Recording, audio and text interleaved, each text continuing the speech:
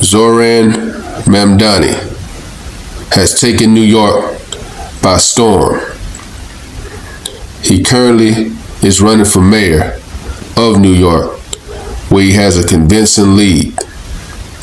He sits down with Fox Martha McCallum on numerous issues concerning the citizens of New York, one being his support or lack of support of the ceasefire in Israel. He is asked his opinion on the war with Hamas and his stance on the ceasefire.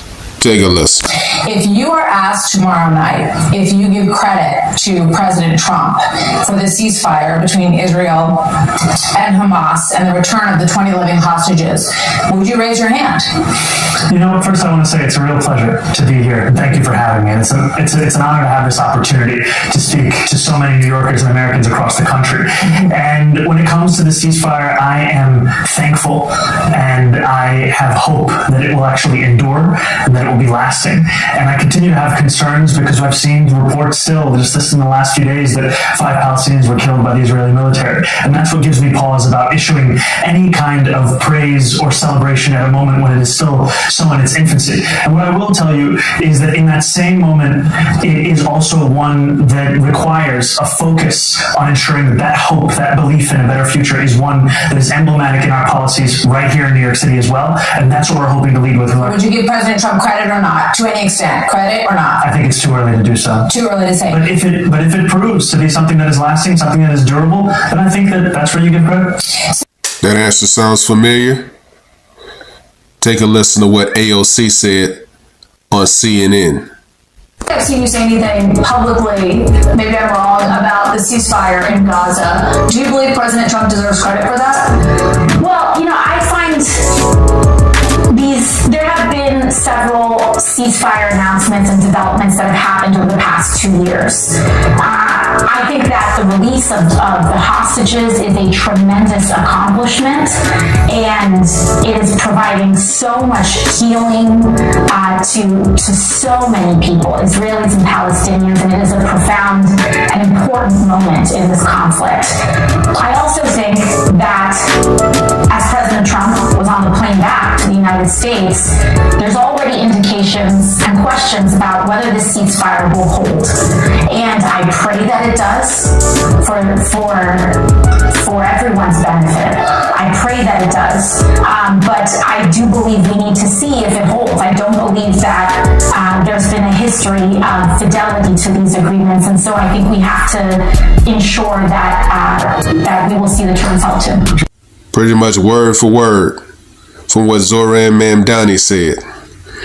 But anyway, back to that interview with Zohran.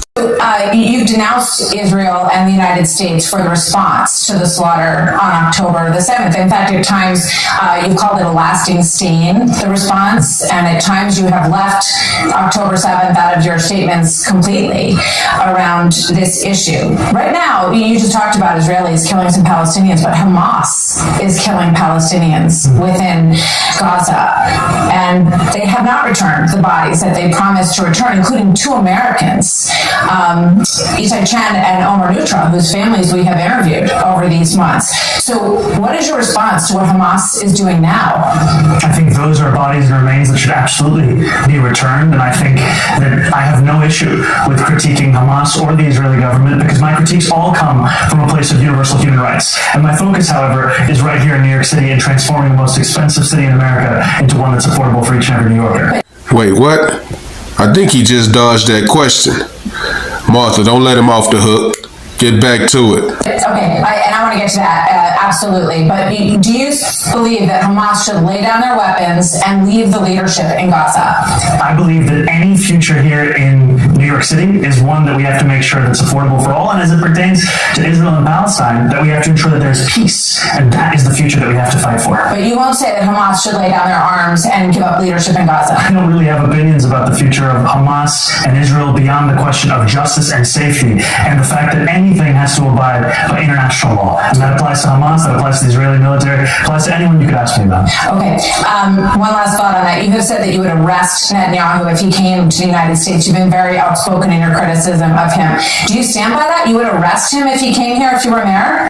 New York City has a high Jewish population, and to say he would arrest Benjamin Netanyahu is a bold statement. That's why she keeps pressing him on that. I've said that this is a city that believes in international law, and this is a city that wants to uplift and uphold those beliefs.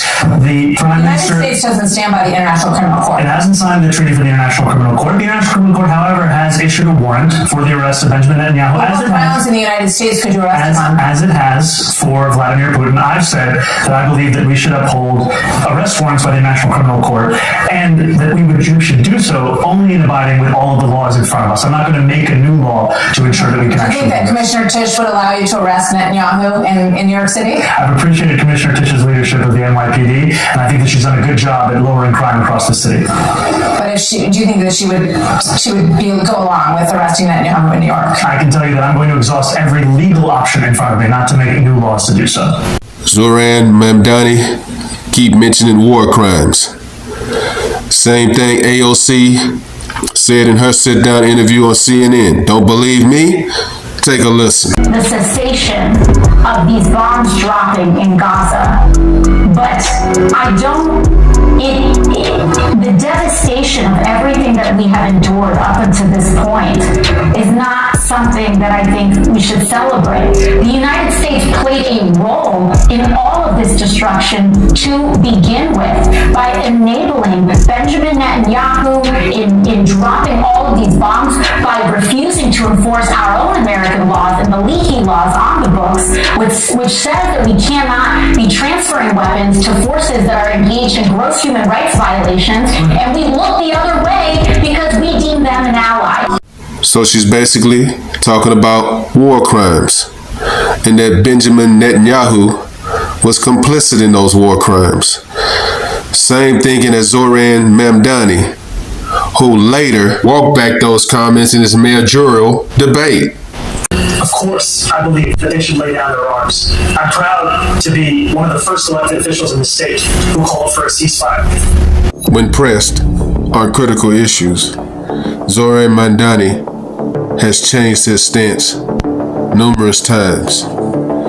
We all know that he's a socialist, and a lot of the policies that he has in place probably will not work in New York. So it's evident that he's going to have to get financial backing from someone. Now we all know and we all agree that Bernie Sanders and AOC are working together as frontmen to help Zohran Mamdani take over New York.